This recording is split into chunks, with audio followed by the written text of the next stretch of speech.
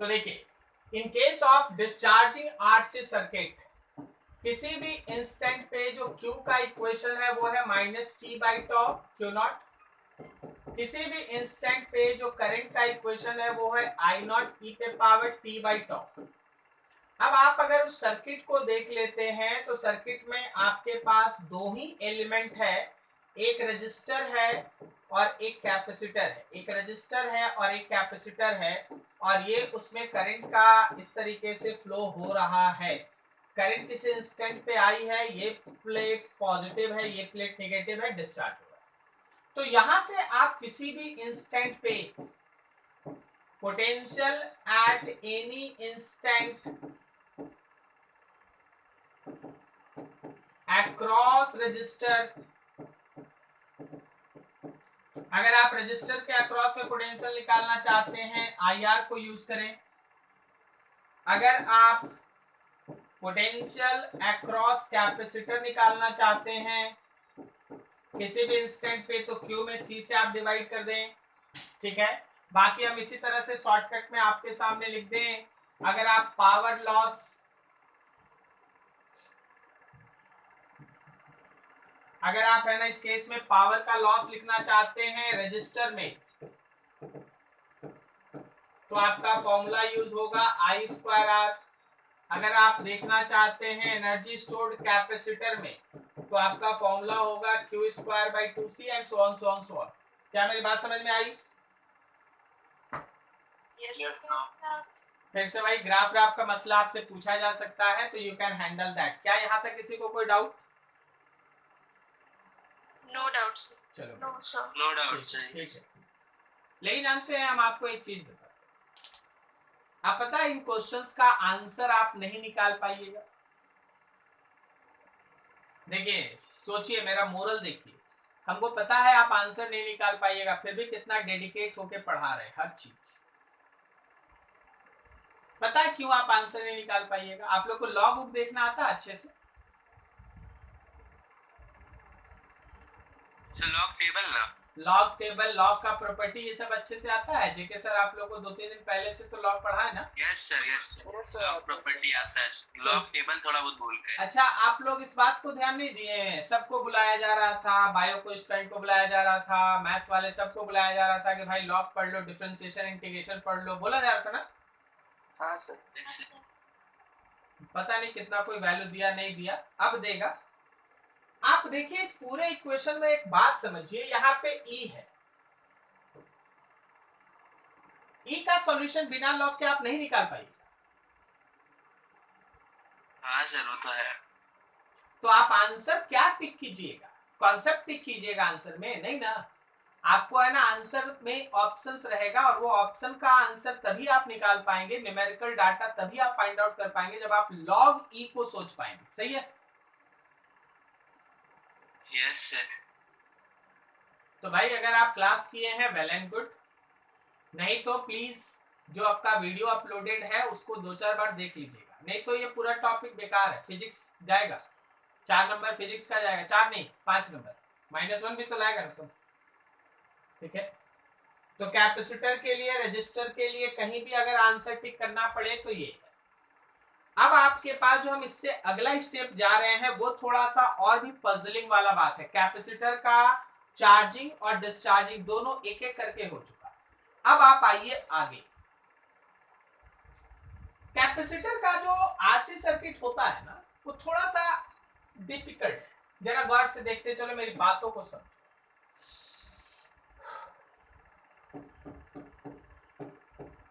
In case of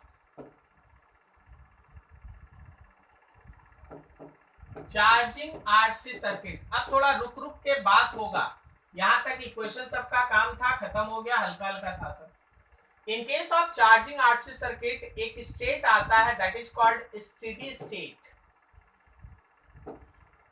steady state, long time, या फिर no time is given. Question में time का जिक्र ही नहीं है। स्टेडी स्टेट लिखा है, लॉन्ग टाइम हो गया, या क्वेश्चन में टाइम के बारे में कोई जिक्र नहीं है, कि आपको 1 सेकंड के बाद बात करना है, 5 सेकंड के बाद बात करना है या 0.1 सेकंड के बाद बात करना है, इसका कोई चर्चा नहीं। ऐसे केस में आप ये मान के चल सकते हैं कि लॉन्ग टाइम के बाद बात हो रहा है, लॉन्ग टाइम के बाद। और जब लॉन्ग टाइम के बाद बात होगा तो क्या बोलते हो, कैपेसिटर पूरी तरह से चार्ज हो जाएगा ना? Yes sir. अब देखिए, हड़बड़ाइएगा मत। अब आराम से एक एक लाइन, एक एक वर्ड पे ध्यान रखिएगा।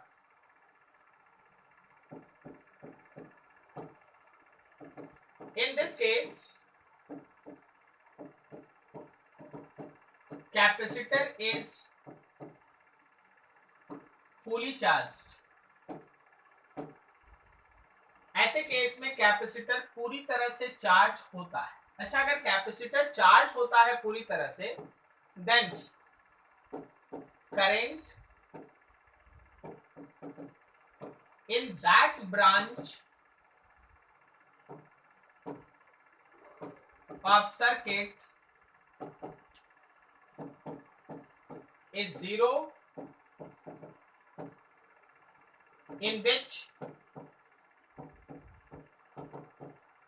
capacitor is present. क्या कहीं लिखा है कि करंट जीरो होगा?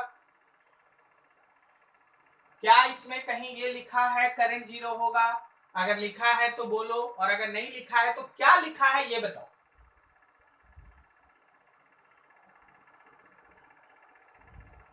लिखा है करंट जीरो नहीं बोल रहा है सर, उस ब्रांच में नहीं जा रहा है करंट बस। हाँ, जिसमें कैपेसिटर मौजूद है उसमें करंट नहीं जा रहा है, उसमें करंट जीरो है। बाकी ये कहीं नहीं बोला है कि सर्किट में ही पूरा करंट जीरो हो जाएगा। कहीं बोला ऐसा कि सर्किट में पूरा करंट जीरो हो जाएगा? नहीं सर, नहीं। ठीक है, बोला है जिस ब्रांच में कैपेसिटर है उस ब्रांच में करंट जीरो होगा, क्योंकि कैपेसिटर पूरी तरह से चार्ज हो चुका है। अब वो चार्ज को आने नहीं देगा अपने पास, तो जब अपने पास आने नहीं देगा तो जिस ब्रांच में कैपेसिटर होगा उधर का करंट जीरो होगा। सर क्या बोल रहे हैं सर, पता नहीं चल रहा। देखो जरा इस सर्किट को,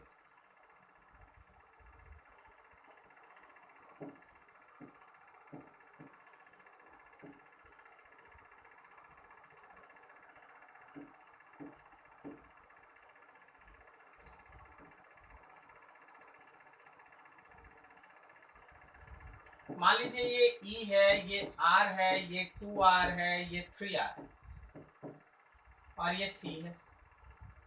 अब हम ये बना दिए और बोले कि फाइंड करंट,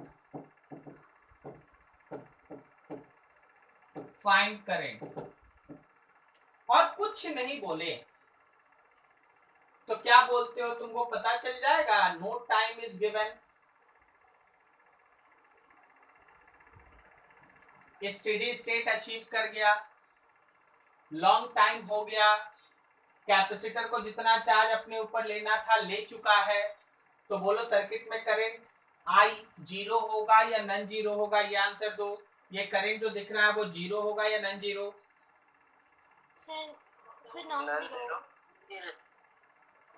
जीरो वाले भी हैं। आदित्य कुमार जीरो वाले हैं? No sir.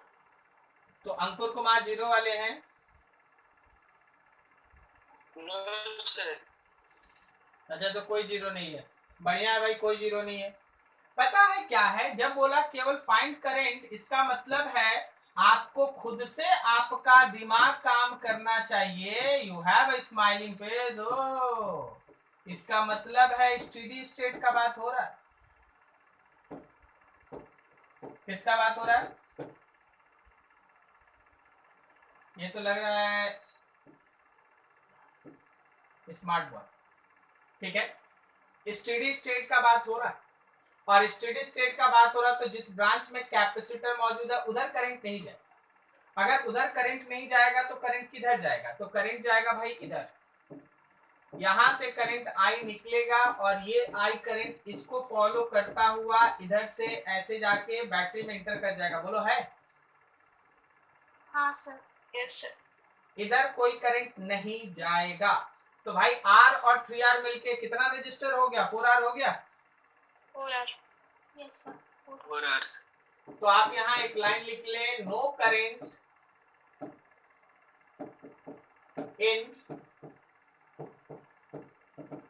Capacitor branch, capacitor के ब्रांच में कोई करंट नहीं होगा तो करंट का वैल्यू हो गया E/4R। This is your answer, E/4R, this is your answer. Is this clear? Yes sir. ठीक। तो कभी भी अगर आपके पास इस तरह का सर्किट है जिसमें टाइम मेंशन नहीं है, आर और सी दिखाई दे रहा है, तो आप मान के चलिए स्टेडी स्टेट का बात होता है, स्टेडी स्टेट का बात होता है। ठीक है, अभी आगे और देखिए, और हम आपको कुछ दिखा रहे हैं। ये आपके एचसीबी का एक क्वेश्चन,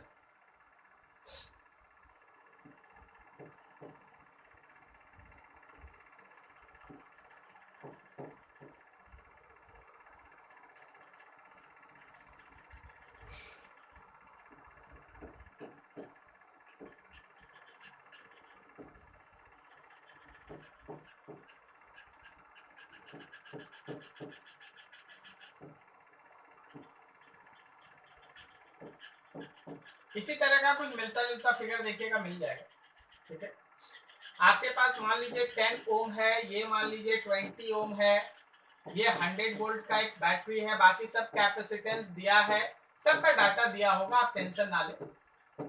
आपसे पूछा है फाइंड करंट,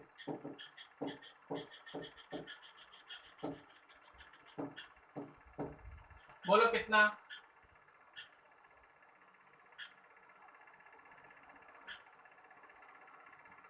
सर करंट 0 हो जाएगा सर।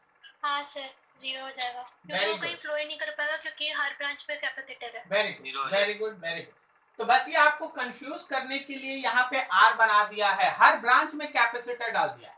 हर ब्रांच में अगर कैपेसिटर डाल दिया है तो, और ये कोई टाइम का भी चर्चा कर नहीं रहा है, तो ऑब्वियसली जिस जिस ब्रांच में कैपेसिटर है सब में करंट 0 होगा, बिकॉज कैपेसिटर छोड़ के कोई ब्रांच कंप्लीट है ही नहीं। इस वजह से आप बोल सकते हैं कि that current will be equals to 0। Is this clear? Yes sir. That I will be equals to 0। अब थोड़ा एक चीज और भी है, उसको भी आप समझें। मान लो जैसे पिछले ही वाला हम सर्किट एक बार और रिपीट करते हैं कुछ सिखाने, छोड़ो नया नया नया स्लाइड लेते हैं। पिछले ही वाला सर्किट हम एक बार और रिपीट करते हैं कुछ और सिखाने के लिए।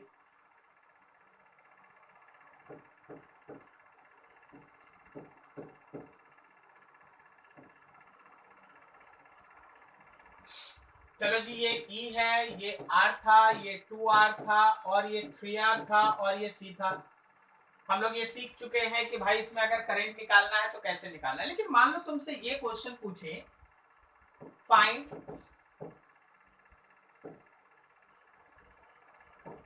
Charge on capacitor, find charge on capacitor, find energy stored in capacitor,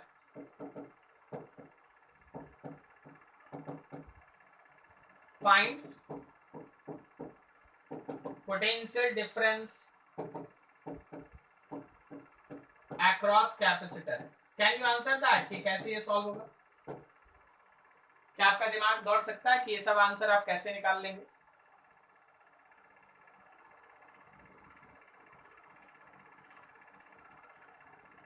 बोलिए बोलिए बोलिए। सर सबका जो फॉर्मूला था तो सर सब में तो आ ही रहा है, तो सर जब कैपेसिटर के अक्रॉस करंट दौड़ेगा ही नहीं तो सर आई तो 0 हो जाएगा, तो सर सारा आंसर 0 नहीं हो जाएगा, मतलब ऐसा कुछ। आपको लग रहा है सारा आंसर 0 हो जाएगा? आपको ये लग रहा है ना? हाँ सर लग रहा है, ठीक, श्योर नहीं। चलिए बढ़िया है। तो फिर इस लाइन का क्या काम है?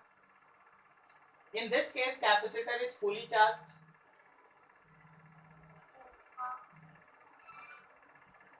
सर इसीलिए तो करंट नहीं आ रहा है क्योंकि वो फुल्ली चार्ज है, करंट वहाँ आएगी, हम आपको फ्री होके कॉल करते वो हैं। रिपेल कर रहा है करंट को डायरेक्शन। हाँ बोलो।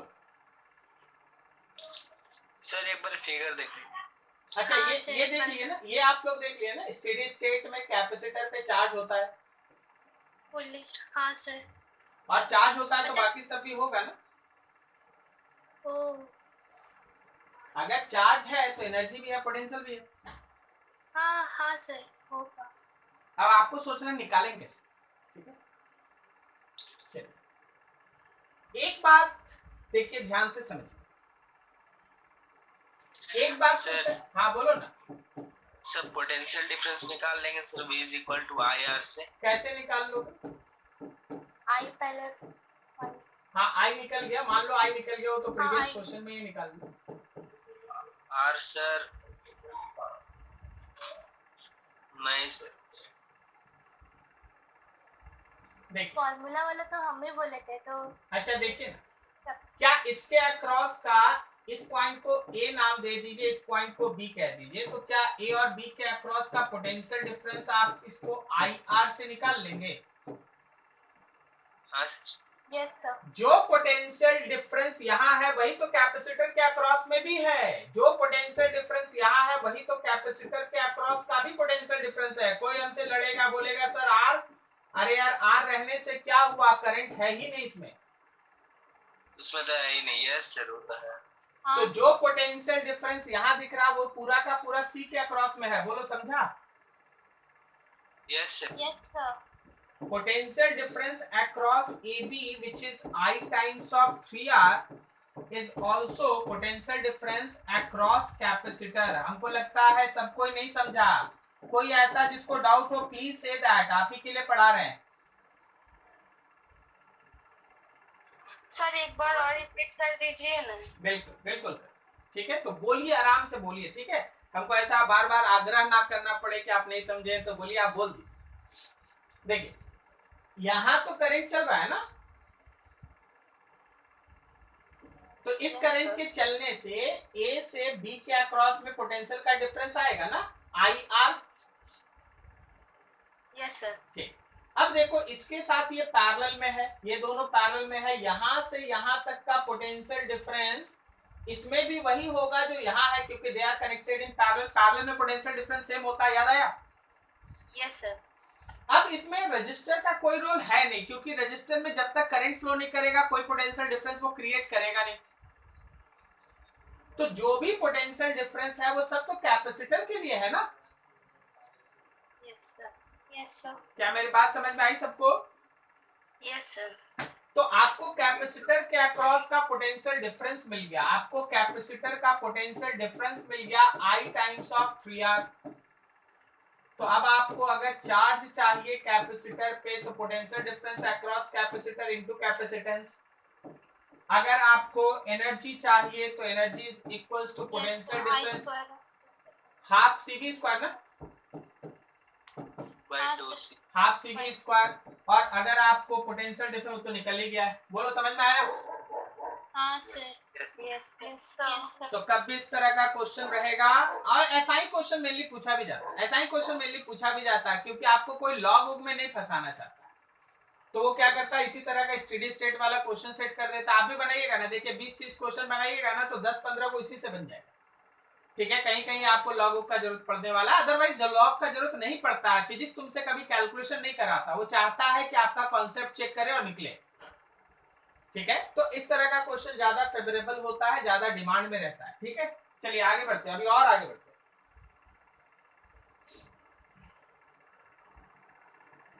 हाँ अगला सुनिएगा ध्यान से।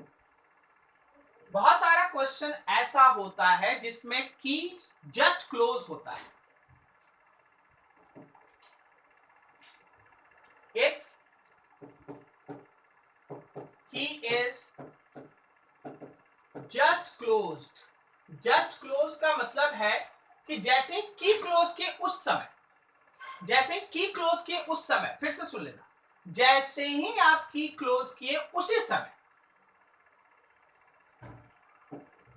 Just at same instant when key is closed,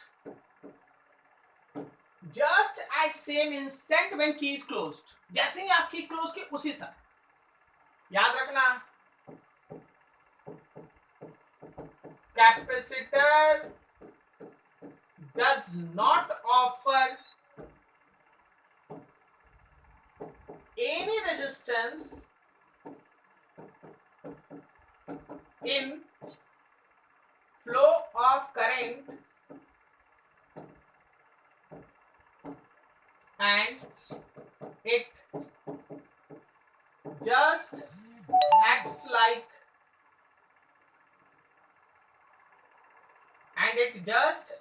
like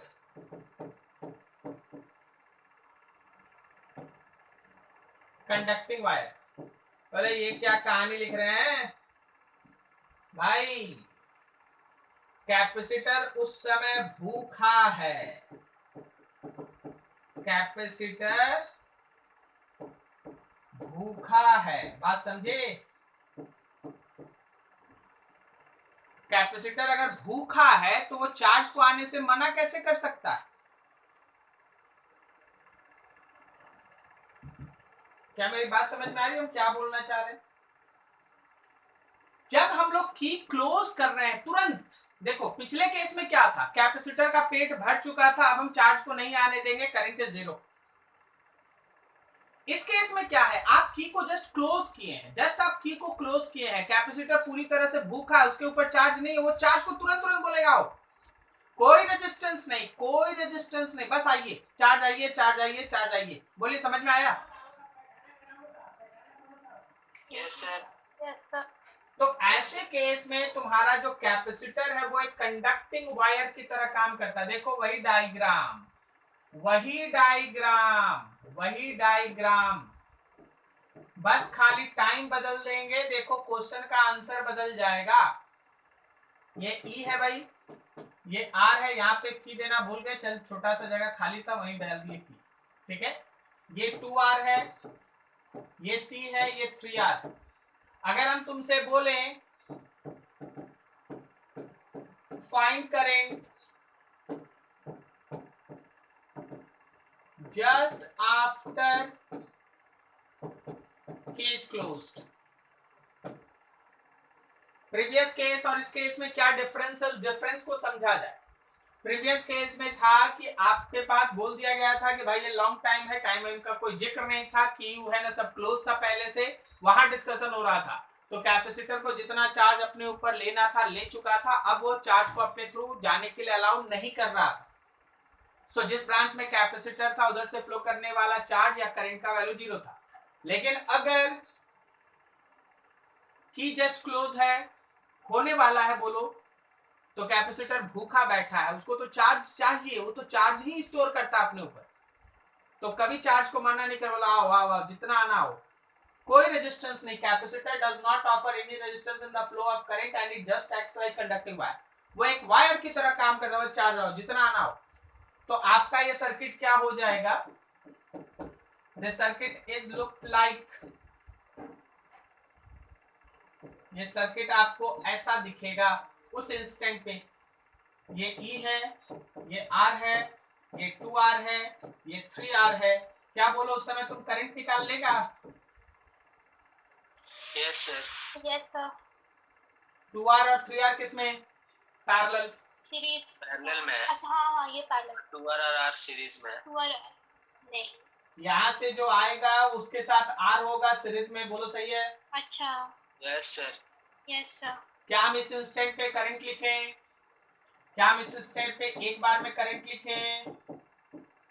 एक बार में लिखते हैं, पता नहीं कितने को समझ में आया कितने को नहीं आया, आई होप सो सबको समझ में आया। प्लस R, यस सर सही। हाँ सर, यस सर, हाँ सर। Sir, yes sir. तो इतना करंट उस इंस्टेंट पे होगा just after key is closed, just after key is closed, इतना करंट होगा। क्या ये सब करंट कैपेसिटर से पास कर रहा है? नहीं सर, ये सब करंट कैपेसिटर से पास नहीं कर रहा है। इस करंट का भी यहां ले जाके आप लगाइए जंक्शन रूल, इसका I1 पार्ट कैपेसिटर से जा रहा है और I2 तो बाहर से जा रहा है। तो यहाँ पे पैरेलल में कैसे हम लोग जंक्शन पे पैरेलल में कैपेसिटर के सॉरी रेजिस्टर के अक्रॉस में करंट कैसे डिवाइड करते, याद आया? Yes sir. तो आप अगर यहाँ से I1 या I2 का रेशियो निकालेंगे I1 by I2, तो क्या वो रेजिस्टर का इनवर्स रेशियो होता है 3R by 2R? तो आप अगर चाहें, देखिएगा हम आपसे 3 क्वेश्चन पूछ रहे हैं, बहुत ध्यान से सुनिए। अगर हम आपसे पूछे just after key is close what is the current passing through cell, then your answer is I. What is the current passing through cell? Then your answer is I. What is the current passing through R? Then your answer is I. But what is the current passing through capacitor? Then your answer is I1. I1 जो आप यहां से निकालेंगे ना, अरे बोलो यार हाँ या ना, समझ में आ रहा है? Yes sir, yes sir. अरे लग रहा है तुम लोग सोने का टाइम हो गया, 9:45 बज गया. नहीं सर, नहीं सर, अभी नहीं. नींद आ रहा है? नहीं सर, रिकॉर्डिंग हो रहा है ना सर. देखो देखो इसको, ये पूरा नींद में है. क्लास में ये खाली उठता है और एक बार पूछता है सर रिकॉर्डिंग हो रहा कि नहीं. हाँ रिकॉर्डिंग, फिर लो. अरे सूरज आप सुबह में खाली निकलेंगे. देखो यही करिए ना, खाली जब जब हम कुछ बोलते हैं तो उसका नींद टूटता है तो खाली सर रिकॉर्डिंग हो रहा है सर, ठीक है हाँ हो रहा है, फिर लग जाओ काम पे. कैपेसिटर से कितना करंट पास कर रहा है तो I1. बैटरी से कितना करंट जा रहा है तो I. और 3R से कितना करंट जा रहा है तो I2. जो पूछेगा उसी का आंसर देना, नींद में दूसरा आंसर मत दे देना. Okay sir. Yes sir. अब देखो लास्ट सेक्शन, तुम्हारे सोने का टाइम हो गया. सर नेट भी अब 90% अलर्ट हो. जिंदगी तो आजकल नेट और इसी से चल ही रही है, ठीक है. कभी कभी क्या होता है कि कुछ अच्छे न्यूमेरिकल में टॉ का ही कैलकुलेशन आपसे पूछ लिया जाता है. Time constant, calculation for time constant tau का. देखो अगर सर्किट सिंपल है तो अच्छा है भाई, अच्छे से काम कर लेंगे, टॉ देख के लिख देंगे R into C. लेकिन अगर टाइम कांस्टेंट, अगर सर्किट थोड़ा पजलिंग है तो टॉ निकालने के लिए 3 स्टेप फॉलो करना पड़ता है. सबसे पहले शॉर्ट सर्किट दिस सेल. आप बैटरी को शॉर्ट सर्किट कर दीजिए. बैटरी को शॉर्ट सर्किट कर दीजिए मतलब बैटरी हटा दीजिए, वहां वायर ले लीजिए. Replace cell by wire. आप बैटरी को हटा के उसकी जगह वायर ले लीजिए. फिर दूसरा काम देखो, दूसरा क्या है, find R equivalent about 2 plates of capacitor. Capacitor के 2 प्लेट्स के अबाउट में R इक्विवेलेंट निकालो. कैपेसिटर के 2 प्लेट के अक्रॉस में R इक्विवेलेंट निकालो. और फिर आपके पास टाइम कांस्टेंट होता है C इंटू R इक्विवेलेंट, और ये आपको टॉ का वैल्यू देगा. कहां जहां भी है ना आपको थोड़ा पजलिंग लगे ना कि सर इसमें R कौन लेंगे C कौन लेंगे, नहीं समझ में आ रहा है तो आप इसको लगा दीजिएगा टॉ लेने के लिए. कैसे लगाएंगे सर, चलिए एक एग्जांपल आपके सामने रखते हैं. इससे तुम लोग थोड़ा फेमिलियर हो गया है तो इसी को यूज कर लेते हैं. लास्ट है, अब कुछ नया नहीं जोड़ना चाहते इसमें. अच्छा अगर यहां तक सर्किट रहता तो क्या ये दोनों सीरीज में लेके सीधा R से मल्टीप्लाई कर देते? Yes sir. ये R ये 2R रहता. अगर यहां तक सर्किट रहता तो ये दोनों 2R और R को सीरीज में लेते, 3R लेते और C से मल्टीप्लाई कर देते तो मेरा टॉ आ जाता 3R into C. Yes sir. लेकिन अभी आपके पास एक और ऐसा है. अब हो गया प्रॉब्लम कि सर इसका टॉ क्या लेंगे, तो ऊपर का 3 स्टेप यूज करना है. पहले उन स्टेप्स के हिसाब से आप सर्किट को बनाए. बैटरी गायब, बैटरी गायब, वायर आ गया, वायर आ गया. और फिर यहाँ पे अब कैपेसिटर के 2 प्लेट्स को हम ऐसे दिखा दिए क्योंकि इसी के अक्रॉस में हमको इक्विवेलेंट निकालना है. Yes sir. ये R है, ये 2R है, ये 3R है. कोई बता सकता है कैपेसिटर का जो 2 प्लेट को हम AB से हटाए हैं, AB के अक्रॉस में R इक्विवेलेंट कितना है?